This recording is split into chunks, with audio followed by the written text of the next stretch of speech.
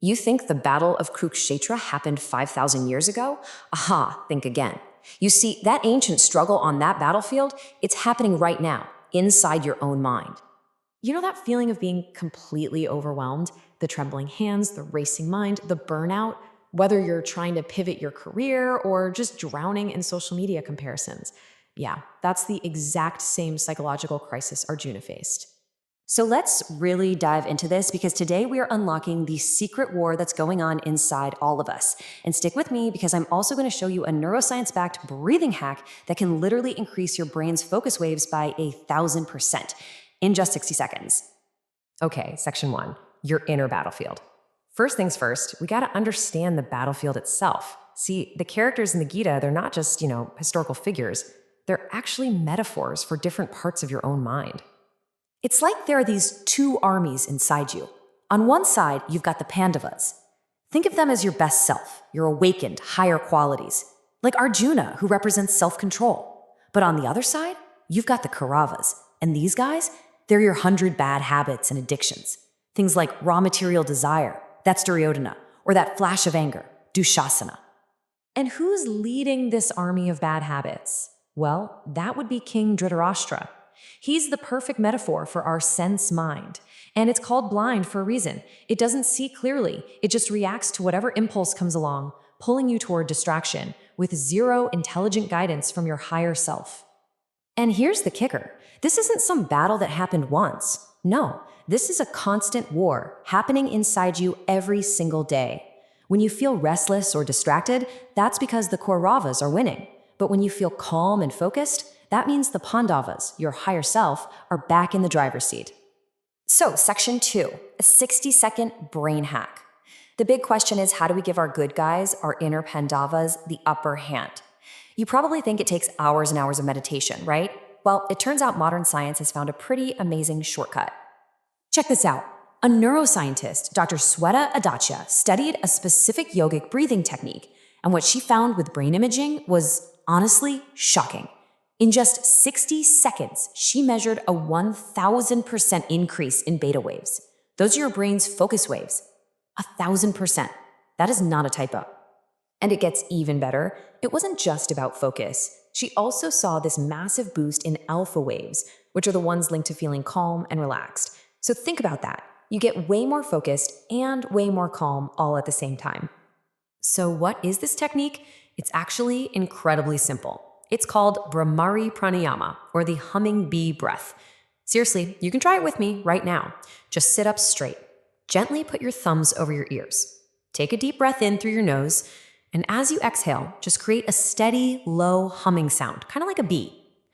That vibration you feel, that's literally giving your brain a massage from the inside. And this really drives home the point, doesn't it? It is all about quality over quantity.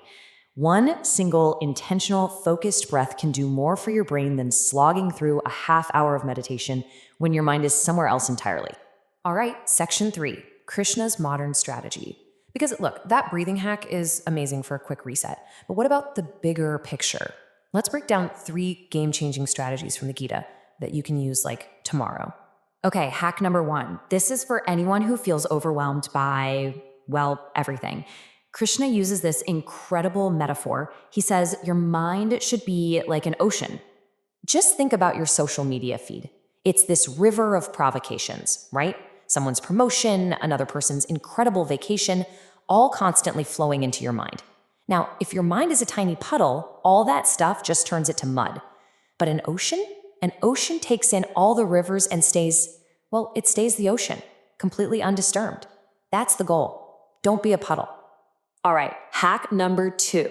This one is huge for anyone dealing with anxiety. The Gita basically says your own mind can be your best friend or your absolute worst enemy. The key thing here is that it's your mind. It's not some outside force just happening to you. So what this means is you're not an anxious person. Nope, it's just that your undisciplined mind is running wild, playing the same catastrophic thoughts on a loop. And that's actually empowering, because if your mind is the one causing the trouble, that means your mind also has the power to fix it. You can literally lift yourself up by your own mind. And that brings us to hack number 3. I'm just going to call this one the ultimate burnout cure. It comes from maybe the most famous verse in the whole Gita, and it's all about something called karma yoga. Let's be real. So much of our stress comes from obsessing about the results, right? Will I get the promotion? What grade will I get? The Gita calls this outcome anxiety. So the instruction is simple, but it is so powerful. Stop focusing on the result. Pour 100% of your energy into doing the work itself as best you possibly can. And then release your psychological death grip on the outcome. The craziest part? When you actually do that, your performance almost always gets better. Okay, let's bring this all home. Your 21-day challenge. We've talked a lot of theory. How do we make this stuff real? You don't need some huge miracle to win this inner war. You just need a simple, practical plan. The Gita actually gives us a prescription, kind of like from a doctor. It says there are 2 medicines for a restless mind. The first is abhyasa. That just means consistent, dedicated practice. And the second is vairagya. That's the detachment, the letting go of the results we were just talking about. So here it is, your challenge. It combines that ancient wisdom with modern neuroscience. For the next 21 days, I want you to use that humming bee breath just once a day. That's it, just 60 seconds. And here's the trick to making it stick. Anchor it to a habit you already have, like right after you pour your morning coffee. Do that for 3 weeks, and you're not just building a habit. You are literally building a new neural pathway for calm in your brain. You're rewiring yourself. Which brings us right back to where we started, the battlefield inside you. Every single moment, you're choosing which army to strengthen. So I'll leave you with this question. Which warrior is winning your mind today? Is it greed or self-control? Impulse or intention?